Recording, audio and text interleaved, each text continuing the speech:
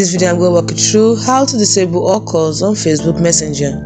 First thing you do is tap on the messenger. Don't open it if you're using a Samsung phone. Just press down like this until it brings you this icon for app information, and then you go to permissions. Tap on permissions. You can see camera, contact, microphone, phone. So go to contact, choose do not allow. Also do the same for the phone, don't allow. This way you cannot in any way make calls on Facebook Messenger. You have totally disabled all calls on Facebook Messenger.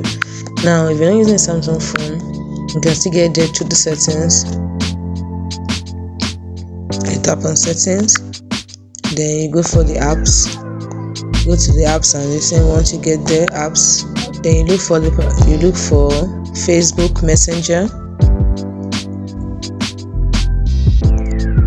Here it is. You tap on it, and then make sure that the phone and contacts are not allowed. It's as simple as that.